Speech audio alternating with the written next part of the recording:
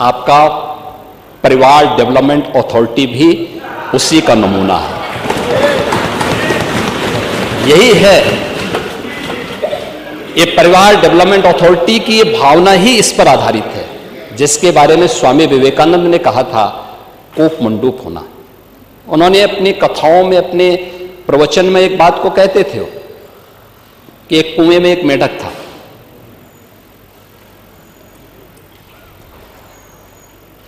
कुएं में पड़ा था, वहीं पैदा हुआ था, उसने दुनिया नहीं देखी थी। तो एक दिन बाहर का एक मेढक दुर्भाग्य से वहां आ गया। तो उसने पूछा, कहां से आए हो? उसने कहा, मैं समुद्र से आया हूं। कहा, समुद्र कैसा है? उसने कहा, बहुत बड़ा है। कहा, कितना बड़ा? तो उसने छलांग लगाई। तो कुएं की तो छलांग सीमित ही होगी। उसने कहा, क्या इससे बड़ा? उसने कहा, इससे भी बड़ा।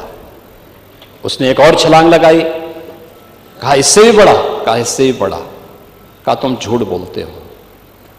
और मुझे लगता है यही दृष्टि कूप मंडूक वाली आप लोगों की है। दुनिया आगे बढ़ रही है, एक प्रतिस्पर्धा चल रही है, लेकिन आप लोग अभी भी अपने परिवार तक सीमित होना चाहते हैं। और इसीलिए मैंने कहा ना, परिवार डेवलपमेंट अथॉरिटी का शिकार आप जब हो चुके हैं, प्रदेश को भी आप वहीं ले जाना चाहते हैं। क्या स्थिति थी 2017 के पहले? 2017 के पहले क्या नहीं है उत्तर प्रदेश में? क्या नहीं था? क्या नहीं था उत्तर प्रदेश में? खन्ना जी ने कल प्रातः संकल्प रखा था, तो उस समय उस संकल्प में उन्होंने कुछ बातें कही थी। कहां थे हम 1947 तक भी, 1950 में भी, 1960 में भी, और कैसे लगातार गिरावट की तरफ गए। ये डिटोरेशन, इसका कारण क्या था? 1990 के बाद क्या स्थिति थी? उसी पर मैं कुछ बात रखना चाहता हूं। महोदय की विशाल सामर्थ्य के बावजूद नीतिगत उदासीनता के कारण उत्तर प्रदेश लगातार पिछड़ता गया। और एक समय ऐसा भी आया जब 1980 के बाद की गिरावट ने 1990 के बाद विभत्स स्वरूप लिया, और उत्तर प्रदेश जो देश का सबसे समृद्ध राज्य था, वह देश का सबसे बीमारू राज्य हो गया। यही प्रदेश है। योजनाएं बनती थी, घोषणाएं होती थी, लेकिन उनमें न इच्छा शक्ति थी, न पारदर्शिता थी, न क्रियान्वयन का संकल्प ही था। बिजली, सड़क, जल, स्वास्थ्य जैसी मूलभूत सुविधाओं पर सरकार की उदासीनता, युवाओं को रोजगार नहीं, किसानों को राहत नहीं, और निवेशकों को भरोसा नहीं। अपराध और अराजकता का बोलबाला था। पलायन की पीड़ा, गरीबी और इलाज के अभाव में दम तोड़ते बच्चे, क्या ये सच नहीं? इंसेफ्लाइटिस से जो मौतें होती थी, डेंगू से जो मौतें होती थी, विभिन्न गंभीर बीमारियों से जो मौतें होती थी, ये सब क्या? सरकारी नौकरियों में भ्रष्टाचार, सरकारी योजनाओं में भेदभाव, भाई भतीजावाद कल्चर यहां हावी हो चुका था। और महोदय 2017 के बाद डबल इंजन की सरकार ने कानून का राज स्थापित, अपराध और अपराधी के प्रति जीरो टॉलरेंस, उद्योगों के लिए सुरक्षित वातावरण और निवेशकों का ड्रीम डेस्टिनेशन, जल थल नभ की बेहतरीन कनेक्टिविटी, एक्सप्रेसवे, एयरपोर्ट, मेट्रो से जुड़ा, किसानों के खातों में सीधे सहायता जाना, युवाओं के हाथों में कौशल और रोजगार, सरकारी नौकरी हो या लाभार्थी परक योजनाओं का क्रियान्वयन बिना भेदभाव और बिना तुष्टीकरण के, सबकी संतुष्टिकरण के। आदरणीय प्रधानमंत्री जी का मंत्र सबका साथ, सबका विकास, सबका विश्वास और सबका प्रयास, यह प्रदेश की दशा और दिशा दोनों को बदलने में एक निर्णायक भूमिका का निर्वहन की है। अब यूपी सुशासन से, अपने गुड गवर्नेंस से आज उत्तर प्रदेश की पहचान है। अब यूपी की पहचान बेहतर कानून व्यवस्था, शांति और स्थिरता के लिए है। अब यहां वेल्थ क्रिएटर्स के लिए नित्य नए अवसर बन रहे हैं। इंफ्रास्ट्रक्चर के साथ साथ यूपी में सरकारी सोच और अप्रोच में एक सार्थक बदलाव आया है, एक सार्थक बदलाव आया है। महोदय, मैं कुछ ध्यान आकर्षित करना चाहूंगा आप सबका। 1947 स्वतंत्र भारत में जो भारत की जो जीडीपी थी, उसकी हिस्सेदारी थी, स्वतंत्रता के समय भारत का जो वैश्विक वह 2% से भी कम रह गई थी। फिर भी जनसंख्या और ऐतिहासिक विरासत के बल पर भारत दुनिया की उस समय छठी सबसे बड़ी अर्थव्यवस्था थी 1947-1950 के पास।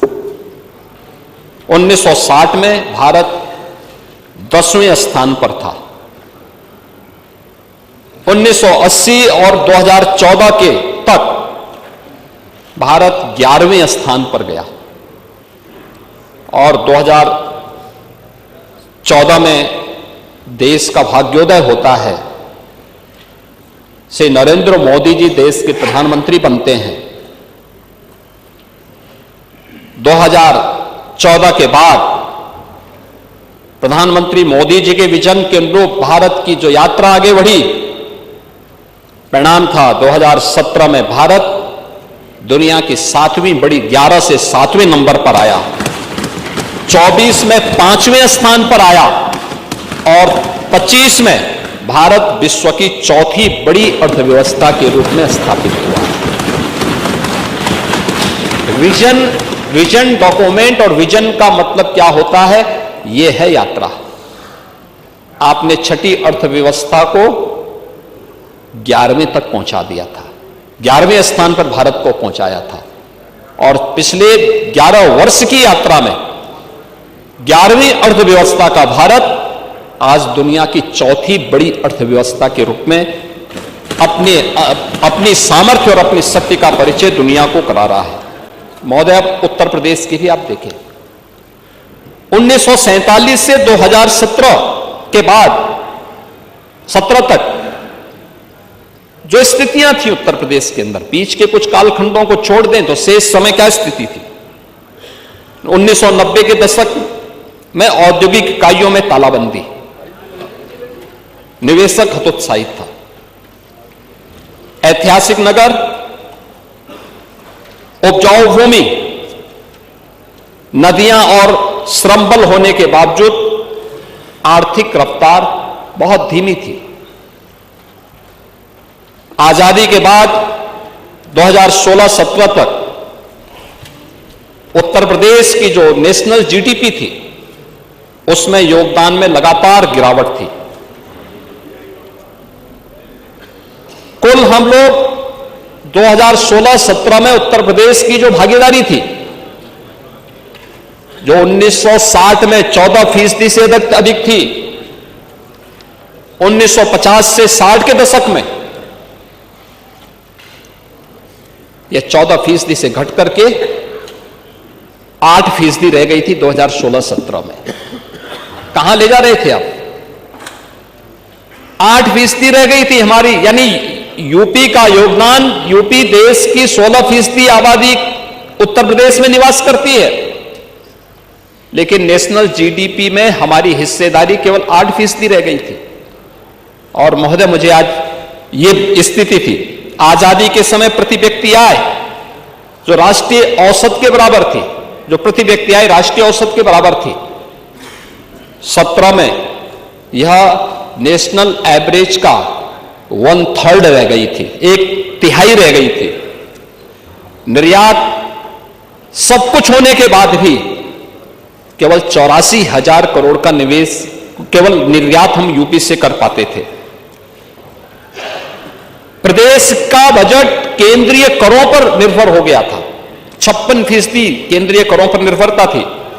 और नीति आयोग के फिस्कल हेल्थ इंडेक्स में उत्तर प्रदेश की गिनती पिछड़े राज्यों में हो गई थी। 17 से 25 के बीच इन 8 वर्षों में उत्तर प्रदेश ने आज जो हमारी जीएसडीपी है, यह जीएसडीपी जो उत्तर प्रदेश की 16-17 में लगभग 13 लाख करोड़ की थी, आज यह बढ़कर के इस वित्तीय वर्ष के अंत तक यह बढ़कर के लगभग 35 लाख करोड़ तक पहुंचने जा रही है। कोई तुलना है?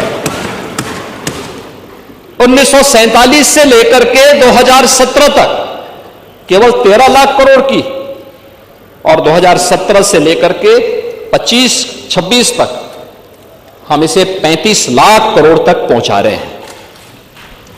उत्तर प्रदेश का जीडीपी में योगदान जो केवल 8% रह गया था, 50 के दशक में जो 14% था,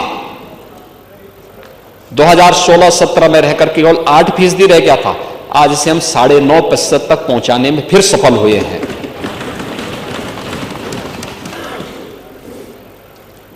चार और पिछले उत्तर प्रदेश की विकास दर, कोविड जैसी महामारी, वैश्विक महामारी के बावजूद आर्थिक विकास दर उत्तर प्रदेश की आज नेशनल एवरेज से बेहतर स्थिति में चल रही है। 15.9% की विकास दर के साथ उत्तर प्रदेश आगे चल रहा है। प्रति व्यक्ति आय 43,000 करोड़ रुपए से बढ़कर के इस वित्तीय वर्ष में 1,20,000 करोड़ तक ये पहुंच चुकी है। और मेरा यह मानना है कि उत्तर प्रदेश में संभावना है, आज हम इसको आगे बढ़ाएंगे। आज नेशनल जो पर कैपिटा इनकम है जो वह 2 लाख करोड़ की है, उत्तर प्रदेश 1,20,000 तक पहुंच चुका है। और मेरा मानना है कि उत्तर प्रदेश में संभावना है, और इसीलिए जो हमारा एक्सपोर्ट था 84,000 करोड़ से बढ़कर के 1,86,000 करोड़ पार कर रहा है, और बजट 3-3.25 लाख करोड़ से बढ़कर के 8,08,000 करोड़ इस वर्ष हम लोगों ने प्रस्तुत किया है। केंद्रीय करों पर निर्भरता 56% से घटकर के 46% रह गई है। राज्य की हिस्सेदारी भी हर एक क्षेत्र में आगे बढ़ी है। स्टेट एक्साइज 52 यानी 12,000 से बढ़कर के यह 60,000 तक पहुंचने जा रही है। और नीति आयोग के फिस्कल हेल्थ इंडेक्स में 8.9 अंकों का सुधार हुआ है। प्रदेश फ्रंट रनर स्टेट का दर्जा प्रदेश को हासिल हुआ है, और पिछले 5 वर्षों में यूपी अब बीमारू नहीं, रेवेन्यू सरप्लस स्टेट के रूप में अपने आप को स्थापित कर रहा है। अब यूपी डिजिटल स्टेट के रूप में अपने आप को स्थापित कर रहा है। जो 2017-18 में 15 यानी 16-17 तक तो स्थिति बहुत खराब थी, लेकिन 16-17-18 में हमारा जो डिजिटल लेन देन केवल 122 करोड़ का था, आज बढ़कर के यह लगभग 1400 करोड़ तक पहुंच चुका है। महोदय, जो अलग अलग सेक्टर में काम हुए हैं, अलग अलग सेक्टर में जो काम किए हैं, कृषि और संबद्ध क्षेत्रों में यहां चर्चा कर रहे थे, कृषि की नेता विरोधी दल भी कर रहे थे, हमारे जनसत्ता पार्टी के नेता श्री रघुराज प्रताप सिंह जी भी कर रहे थे, अन्य मान्य सदस्यों ने भी इसकी बात कही थी। 1947 से 2017 तक हमारे किसानों ने कठिन परिस्थितियों में पसीना बहाकर के अन्न उगाया, परंतु उत्पादकता की जो रफ्तार थी वो सीमित रही, लागत ज्यादा पड़ती थी।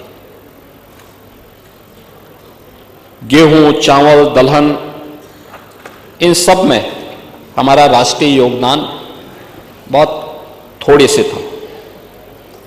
सिंचाई की परियोजनाओं की आपने चर्चा की, उनकी रफ्तार बहुत धीमी थी। आप सरयू नहर राष्ट्रीय परियोजना की बात कर रहे थे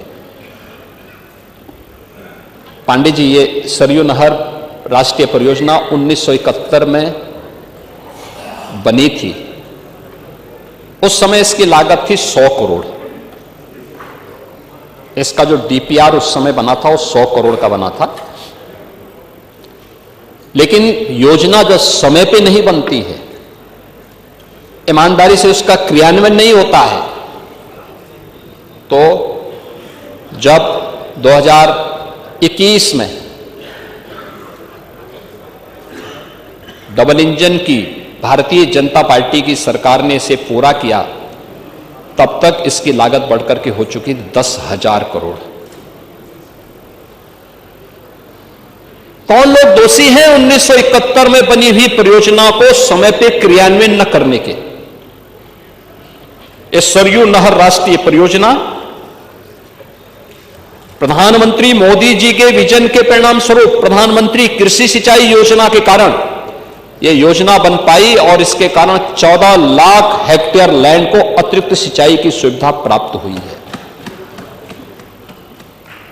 ऐसे ही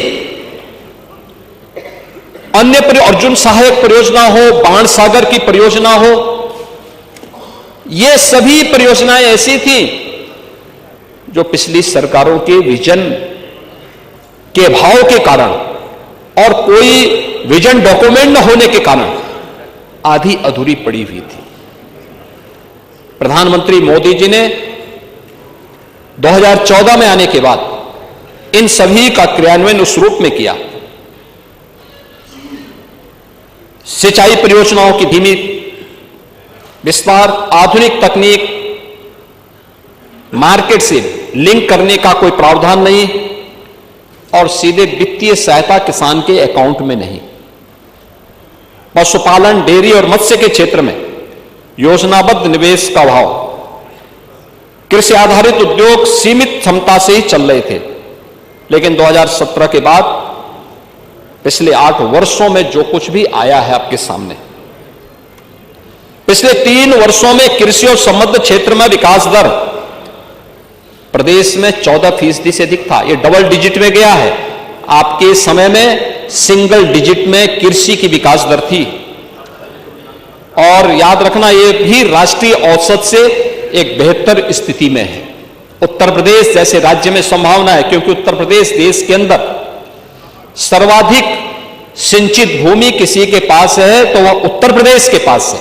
सबसे उर्वरा भूमि किसी के पास है तो उत्तर प्रदेश के पास है। खेती में नई तकनीक के समावेश, अच्छी क्वालिटी के बीज और खाद की पर्याप्त उपलब्धता के फलस्वरूप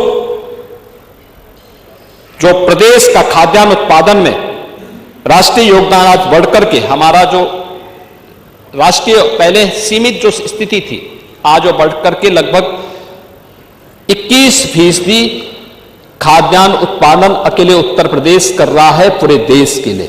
जबकि देश के अंदर जो कृषि योग्य भूमि है, उत्तर प्रदेश के पास उसका शेयर केवल 10% है।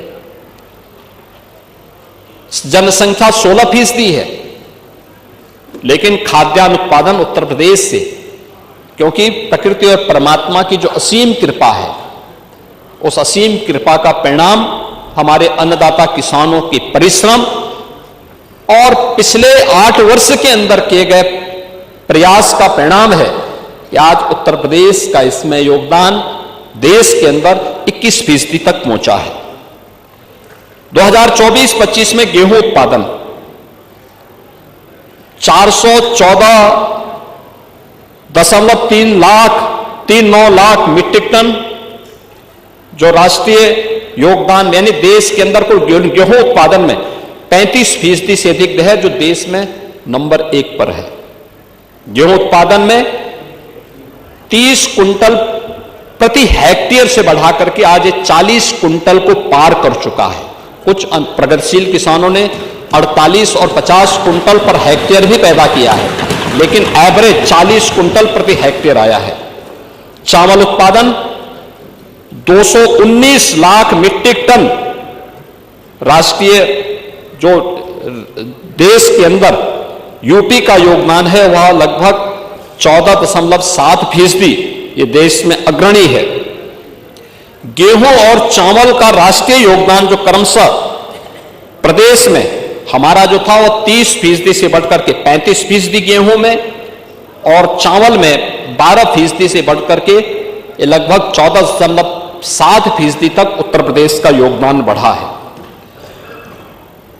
उत्तर प्रदेश में 2016-17 से 2024-25 के बीच प्रमुख फसलों में जी औसत उत्पादन का जो वृद्धि दर है वो 42.8% है, जबकि इससे पहले 16-17 के पहले यह जो योगदान था ये मात्र 8.7% ही था। अब दलहन और तिलहन को आप देखें, दलहन और तिलहन में भी उत्तर प्रदेश ने तेजी के साथ अपने अन्नदाता किसानों के जीवन में परिवर्तन लाने का काम किया। तिलहन उत्पादन 29.2 लाख मीट्रिक टन, आज यह लगभग 7% तक यूपी पहुंचा है राष्ट्रीय योगदान में, लेकिन 16-17 तक यह था मात्र 3.3% का योगदान था। तिलहन उत्पादन में 8 वर्षों में 46.6% की वृद्धि हुई है। दलहन उत्पादन में उत्तर प्रदेश ने 35.6 लाख मीट्रिक टन राष्ट्रीय योगदान जो इसमें का उत्पादन किया, जिसमें राष्ट्रीय योगदान 14.1%। 2016-17 की तुलना में अगर आप देखें तो 2016-17 तक ये केवल 9.1% था, तो 9.1% से बढ़कर के हम आज 14.1% तक पहुंचे हैं।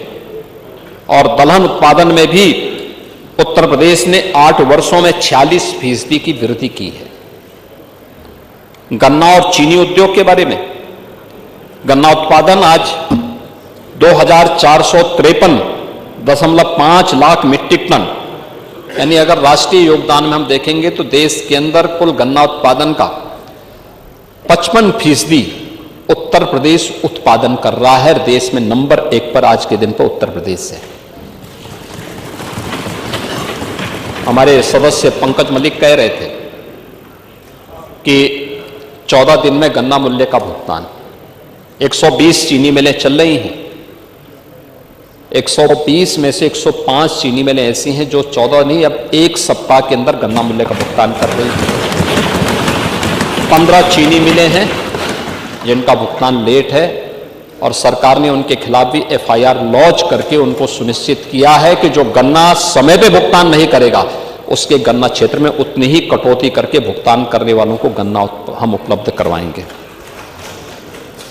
महोदय, अब तक 17 से अब तक उत्तर प्रदेश के गन्ना किसानों के पास 2,86,000 करोड़ रुपए का गन्ना मूल्य का भुगतान DBT के माध्यम से किया गया है। अगर मैं इसको 2000 से 2017 के बीच की तुलना करूं, यानी 1996 से 2017 के बीच की बात तुलना करूं, तो उससे यह 72,000 करोड़ रुपए से अधिक भुगतान किया गया है गन्ना किसानों को। केवल 8 वर्ष में, 22 वर्ष में जितना गन्ना मूल्य का भुगतान आप किए हैं, उससे 72,000 करोड़ रुपए का अधिक गन्ना मूल्य केवल 8 वर्ष में उत्तर प्रदेश के अंदर हुई है। 3 नई चीनी मिलों की स्थापना हुई है, 6 पुनः संचालित हुई हैं, 38 की क्षमता विस्तार हुआ है, और इसके माध्यम से 1,25,000 से अधिक युवाओं को रोजगार भी उपलब्ध हुआ है। इथेनॉल उत्पादन 2016-17 में केवल 42 करोड़ लीटर था, आज यह बढ़कर के 177 करोड़ लीटर हुआ है, जो देश में नंबर 1 पर है। औद्यानिक फसलें भी, जो किसानों की आमदनी को कई गुना बढ़ाता है। आलू उत्पादन में आज उत्तर प्रदेश 40.7% का शेयर उत्तर प्रदेश का है। केला उत्पादन में 18.8% का योगदान उत्तर प्रदेश का है। सब्जी उत्पादन में 19.3% का योगदान उत्तर प्रदेश का है और अन्य औद्यानिक फसलें में 16.3% का है और कृषि विविधीकरण में भी विभिन्न फसलों के साथ सब्जी, फल और सब्जी की खेती करने में देश में भी आज उत्तर प्रदेश नंबर 1 पर है। और उत्तर प्रदेश राज्य औद्यानिक निर्यात प्रोत्साहन बोर्ड का गठन भी हमने यहां से खाद्यान्न को निर्यात करने के लिए प्रदेश देश के अंदर एक व्यवस्था बनाई है। अगर मैं इस बात की चर्चा करूं कि कैसे उत्तर प्रदेश के अंदर एमएसपी की आपने चर्चा की, नेता ने एमएसपी की चर्चा की थी। एमएसपी क्या होता है? 2016 तक आपने किसानों के आंखों में धूल झोंकने का काम किया था। उनके खाद्यान्न उत्पादन को बिचौलियों के माध्यम से आपने खरीदने का काम किया था। कोई प्रोक्यूरमेंट सेंटर नहीं लगते थे, ये बिचौलियों के माध्यम से खरीद फरोख्त होती थी। आज डीबीटी के माध्यम से किसानों पर सीधे किया जा रहा है और किसान के खाते में कितना पैसा गया है 2016-17-18 से 24-25 तक अगर मैं देखूं बताऊं आपको 70 लाख से अधिक किसानों को, जिनमें धान क्रय के लिए 457.09 लाख मीट्रिक टन का धान क्रय किया गया और इसके माध्यम से हमने अन्नदाता किसानों के खाते में 88,951 करोड़ रुपए का भुगतान डीबीटी के माध्यम से सीधे किसानों के खाते में किया है। गेहूं खरीद में 51 लाख से अधिक किसानों के खाते में 200, जिसमें उनसे खरीदा गया 204.26 लाख मीट्रिक टन गेहूं खरीदा गया और 35,933.46 करोड़ रुपए गन्ना ये धनराशि डीबीटी के माध्यम से उनके खाते में दिया गया। मक्का खरीद में 2018-19 में से 2024-25 तक 31,133 किसानों से 1.38 लाख मीट्रिक टन मक्का खरीद की गई और जिसके माध्यम से 262.56 करोड़ से अधिक का भुगतान उनके खातों में किया गया। बाजरा खरीद में 94,465 किसानों से 4.78 लाख मीट्रिक टन बाजरा की खरीद हुई और 458.47 करोड़ रुपए से अधिक का भुगतान उनके खाते में किया गया। ऐसे ज्वार खरीद, दलहन, तिलहन, इन सभी का भी हम लोगों ने किया और दुग्ध उत्पादन के साथ ही उनके नस्ल सुधार के लिए भी जो ठोस प्रयास किए गए हैं। प्रदेश के अंदर मत्स्य उत्पादन में आप डॉक्टर संजय निषाद से पता नहीं क्यों इतने चिढ़ रहे थे। नहीं, आप चिढ़ रहे थे, मैं जानता हूं कि डॉक्टर संजय निषाद से आपकी चिढ़ मैं समझ नहीं पाया क्यों इतने चिढ़ गए। बार बार मेरे क्षेत्र में आ जाते हैं, यानी आप अपने क्षेत्र में भी उनको नहीं घुसने देते। लेकिन मैं उनसे कहूंगा कि एक बार वो अपनी दावत में आपको जरूर आमंत्रित करें, क्योंकि देखिए उत्तर प्रदेश एक लैंडलॉक्ड स्टेट है और लैंडलॉक्ड स्टेट के कारण उत्तर प्रदेश में मत्स्य उत्पादन में देश में आज राष्ट्रीय पुरस्कार प्राप्त किया है। जो पैसा पहले यहां पर हम बाहर से मछली मंगा करके यहां के किसान या यहां का जो मत्स्य पालक उससे वंचित रहता था, आज वो पैसा यहां के मत्स्य पालकों को प्राप्त हो रहा है और उसका लाभ यहां के किसानों को यहां के मत्स्य पालकों को ही प्राप्त हो रहा है। और यह कार्य पिछले 8 वर्ष में इसको दोगुने से अधिक बढ़ाने में सफलता प्राप्त की है। पीएम किसान सम्मान निधि,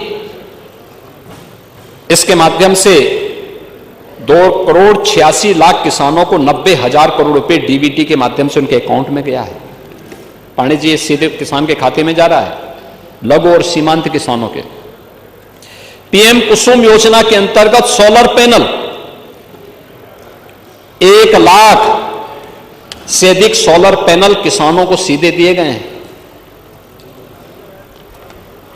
17 से अब तक 31 सिंचाई परियोजनाएं पूर्ण हुई हैं, जिनके माध्यम से 23 लाख हेक्टेयर लैंड को अतिरिक्त सिंचाई की सुविधा उपलब्ध हुई है।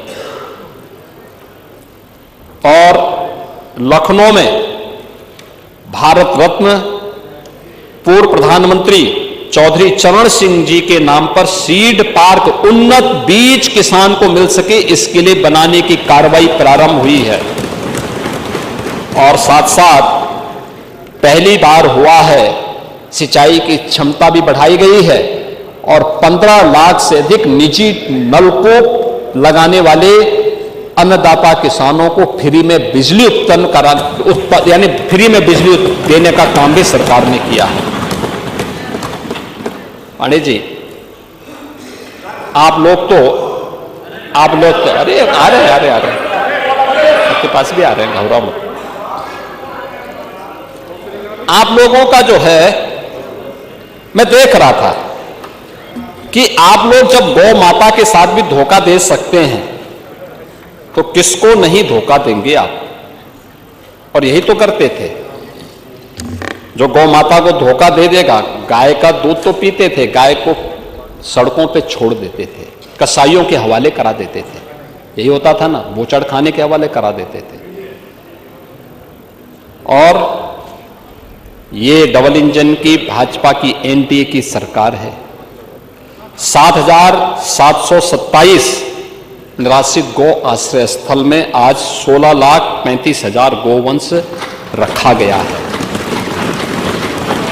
मुख्यमंत्री सहभागिता योजना के माध्यम से 2,46,426 गोवंश पशुपालकों को दिया गया है और प्रत्येक गोवंश का 1,500 रुपए हर महीने ये सरकार उन पशुपालकों को उपलब्ध करवा रही है, 50 रुपए प्रतिदिन के हिसाब से।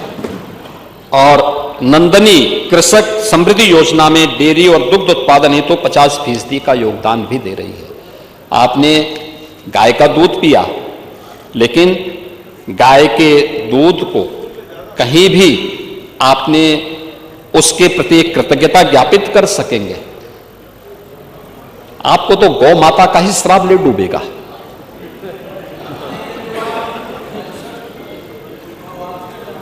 हाँ, आज चिंता मत करिए वे पांडे जी, मैं शिक्षा में भी आ रहा हूं, चिंता मत करिए, मैं वो भी बात बता रहा हूं। नहीं, ये श्राप तो आपको लग पाएगा। और इसलिए 27 में आने का सपना मत देखिए, इसलिए मत देखिए क्योंकि ये सरकार अपने आध्यात्मिक विरासत और प्रतीकों का भी सम्मान करती है और अत्याधुनिक विकास पे भी ध्यान देती है। ये सपना आपका सपना ही रहेगा। मुझे, आपका नाम माता प्रसाद पांडे है, लेकिन मैं पंडित श्यामनारायण पांडे की एक पंक्तियों को मैं पढ़ूंगा आपके सामने। उन्होंने कहा था, यूपी की जो विरासत है ना, यूपी की विरासत पर हर व्यक्ति नहीं बैठ सकता है, हर व्यक्ति नहीं आ सकता है। और उन्होंने कहा था कि ये महाकाल का आसन है, इस पर न किसी का शासन है। नित्य सिसक रहा कमलासन है, यह सिंहासन सिंहासन है। यह सम्मानित अधिराजों से अर्चित है राज समाजों से, इसके पदरज पोछे जाते भूपों के सिर के ताजों से। इसकी रक्षा के लिए हुई कुर्बानी पर कुर्बानी है, राणा तू इसकी रक्षा कर, यह सिंहासन स्वाभिमानी है। यह विरासत, ये वही विरासत है जो काशी में देखने को मिल रही है। आपको पीड़ा है, मैं जानता हूं। जो अयोध्या में देखने को मिल रही है, आपको पीड़ा है, मैं जानता हूं। जो मां विंध्यवासिनी धाम में देखने को मिल रही है, आपको इससे भी पीड़ा होगी। जो चित्रकूट में देखने को मिल रहा है, आपको इससे भी पीड़ा होगी। क्योंकि ये मथुरा वृंदावन की भी चर्चा नहीं करेंगे, क्योंकि ये तो पहले 16 में ही बोल चुके थे कि हम लोग दुर्योधन का स्मारक बनाएंगे।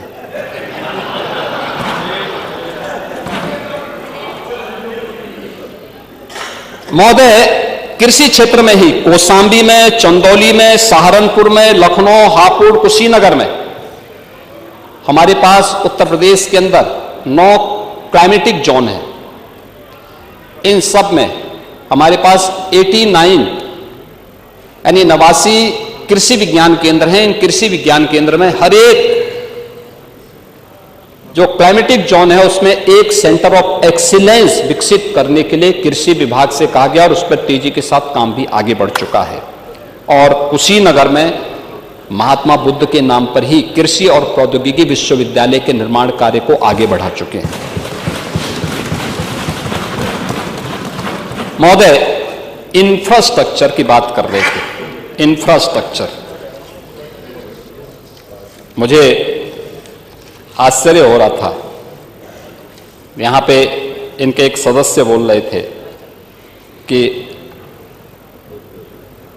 विजन हमारा है। वाह रे विजन, आपके विजन को देख करके मुझे तो बड़ा ओह लगता है। महोदय, 1947 से 2017 अधूरा नेटवर्क और ठहरा निवेश, 2 यानी 1.5 एक्सप्रेसवे, 2 भी नहीं थे। और नेशनल हाईवे की जो नेटवर्किंग थी वह भी 12,000 से कम थी।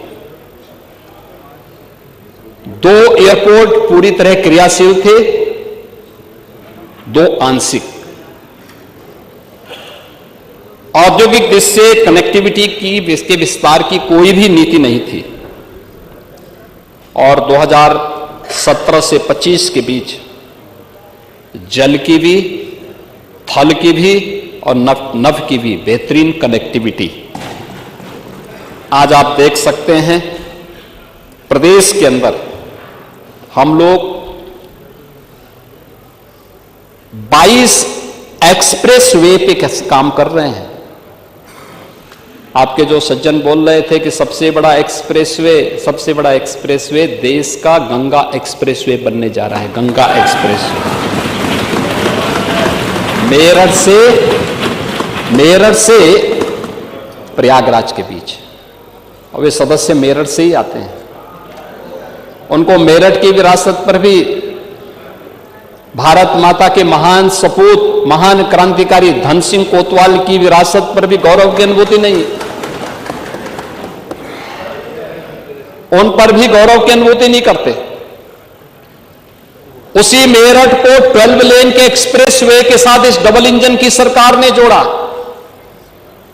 नहीं तो मेरठ से दिल्ली की दूरी आपने 4 घंटे की हुई थी, आज 45 मिनट में इस दूरी को आप पूरा कर सकते हैं। रैपिड रेल, देश की पहली रैपिड रेल दिल्ली से मेरठ के बीच, दूरी 40 मिनट। पहला स्पोर्ट्स यूनिवर्सिटी यूपी का मेरठ में मेजर ध्यानचंद के नाम पे। उनको ये सब नजर नहीं आ रहा है, ये सब नजर नहीं आ रहा है।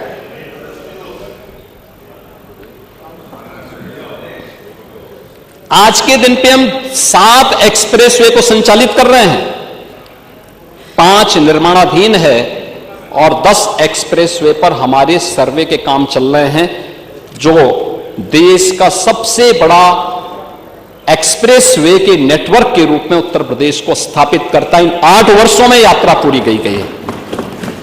आज देश का सबसे बड़ा रेल नेटवर्क यूपी के पास, और दादरी में मल्टी मॉडल लॉजिस्टिक हब,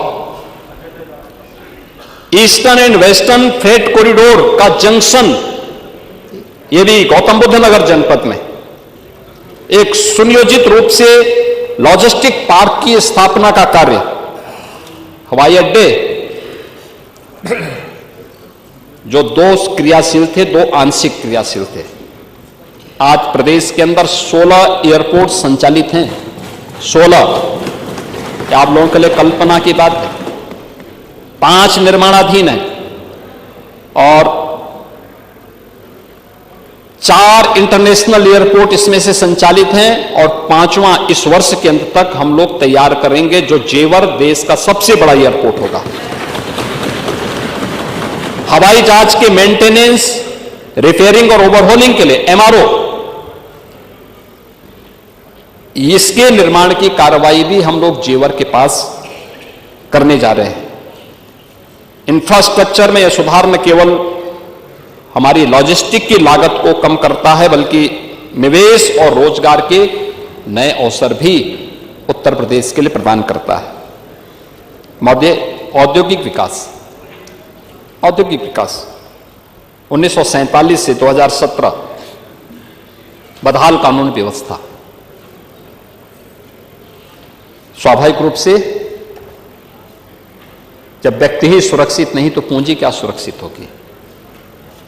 किसी भी निवेशक की को प्लान करने या उसकी रुचि को बढ़ाता है।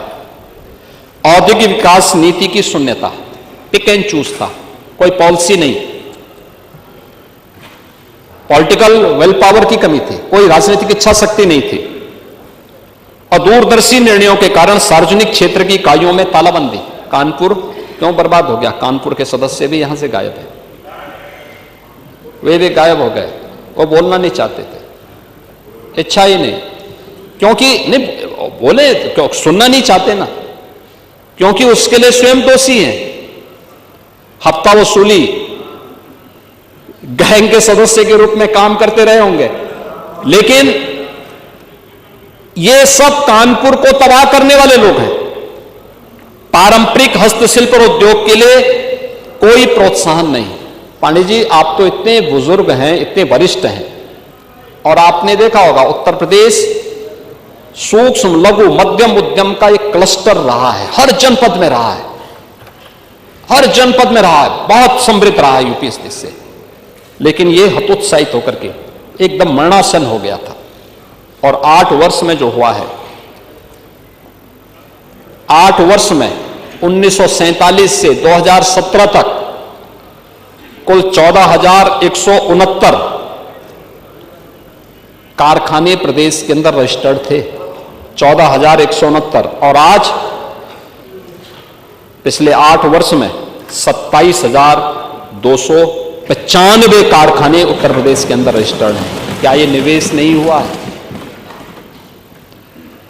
हमने 45 लाख करोड़ रुपए के निवेश को आमंत्रित किया। हमारे MOU हुए हैं, जिनमें 15 लाख को हमने ग्राउंड ब्रेकिंग भी कराया है, जमीनी धरातल पर उतारा है।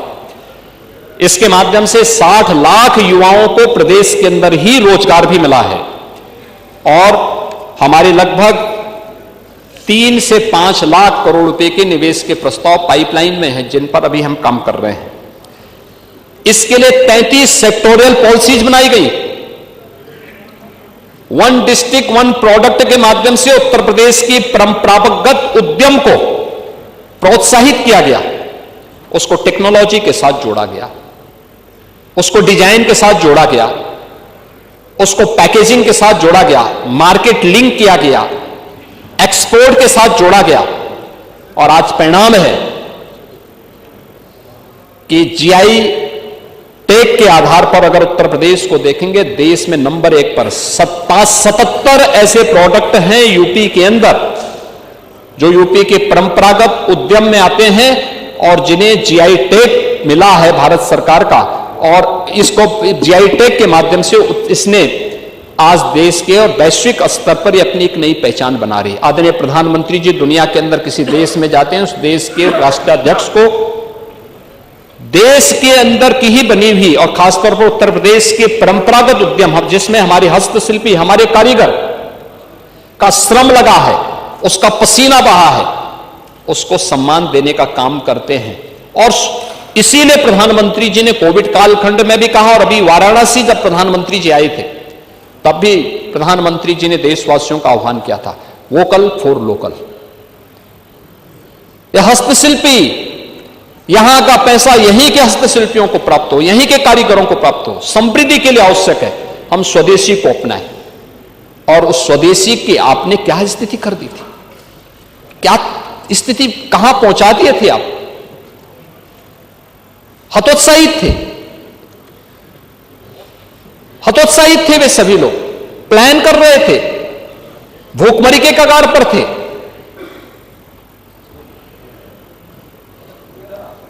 वे सभी उद्योग बंदी के कगार पर हो चुके थे। और कौन लोग थे उसमें?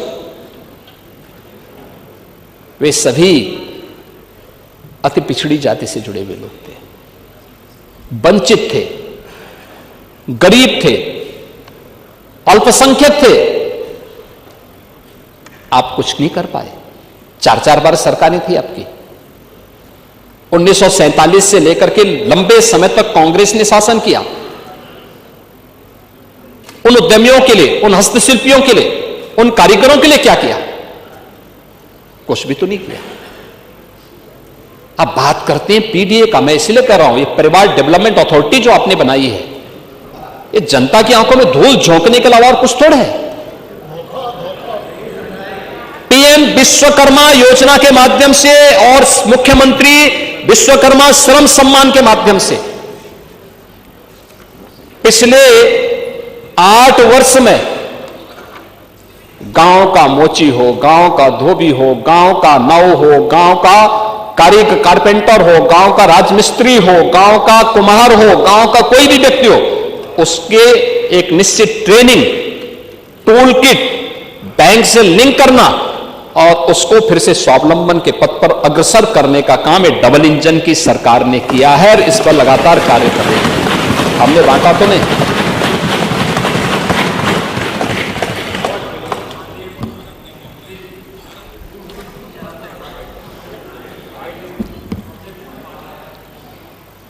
पेंटर को, लोहार को और सारी जातियों को उस समय बांटा गया था। ऐसा नहीं है, लेकिन आपने उसको बड़े पैमाने पर किया होगा, हम लोग तो देखे नहीं। चलिए, धन्यवाद आपको कि आपने कम से कम स्वीकार तो किया। ये उनके जीवन में परिवर्तन करने का आधार बना है और इस पर सरकार ने काम किया है, क्योंकि ये हमारे, आज आप देखते होंगे पहले पर्व और त्योहार आते थे और पर्व और त्योहारों में चीन का सामान यहां के बाजार में भर जाता था, और आज उत्तर प्रदेश के बाजार में अगर आप देखेंगे कोई पर्व और त्योहार आता है, कोई भी पर्व और त्योहार हो, और दीपावली हो, होली हो, रक्षाबंधन हो, ईद हो, क्रिसमस हो, गुरु पर्व हो, कोई भी पर्व और त्योहार आता है, उन पर्व और त्योहारों पर आज उत्तर प्रदेश